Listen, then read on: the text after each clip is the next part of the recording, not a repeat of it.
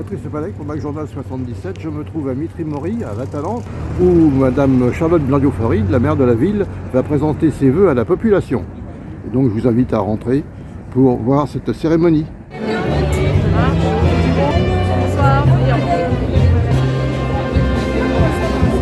De mettre à l'honneur les valeurs du sport ainsi que nos talents sportifs locaux.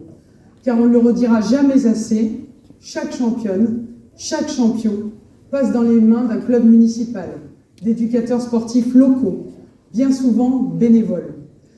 C'est avant tout à ce talent que je veux remercier et saluer ce soir, celui de femmes et d'hommes qui donnent sans compter et qui, en dehors de transmettre un savoir et des savoir-faire, sont aussi les courroies de transmission de valeurs fortes de fair play, d'humilité, de tolérance, de respect de soi et des autres et du vivre ensemble.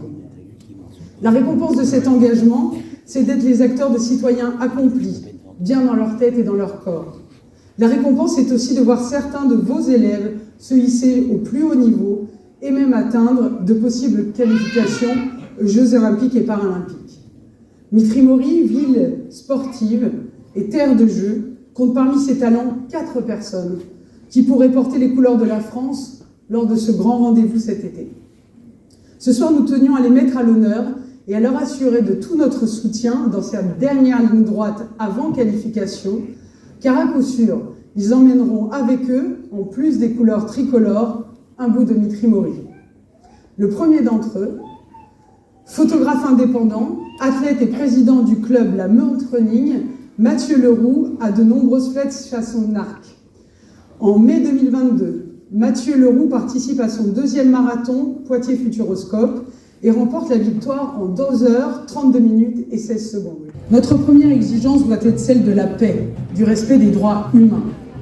Les dirigeants va-t-en-guerre de ce monde doivent être stoppés dans cette escalade meurtrière qui font des civils les premières victimes de volontés impérialistes.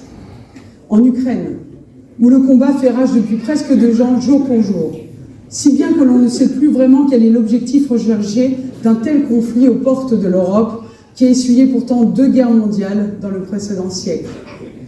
L'objectif qui oppose Israël aux Palestiniens est lui aussi bien difficile à comprendre.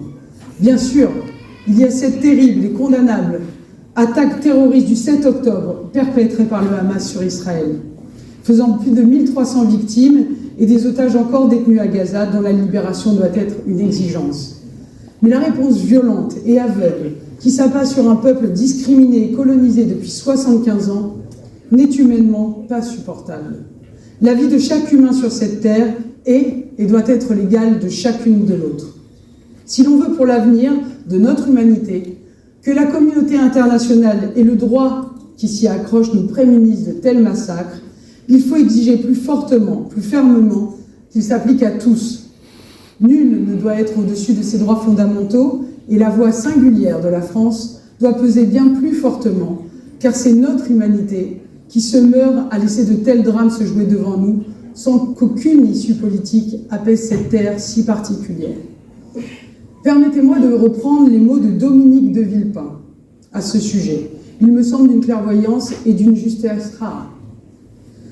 Il faut avoir un sens de l'humanité, de la justice et de l'honneur en politique. Il faut de la lucidité, il faut regarder les choses en face. Combattre le Hamas, ce n'est pas enfermer 2 millions de Palestiniens sans pouvoir sortir. Le droit à la légitime défense n'est pas un droit à une vengeance indiscriminée à tuer des populations civiles. Il n'y a pas de responsabilité collective pour un peuple pour des actes commis par quelques-uns. La solution à 2 États qu'on a enterrée est plus que jamais aujourd'hui la seule pour venir à bout du conflit israélo-palestinien. Nous avons une responsabilité collective en tant que pays européen. Ni la force, ni la vengeance n'assurent la paix et la sécurité. Ce qui assure la paix et la sécurité, c'est la justice. La justice passe par l'ouverture d'une solution politique aux Palestiniens, le respect de leur droit à vivre en autodétermination selon les résolutions de l'ONU. Fin de citation. Vous pouvez.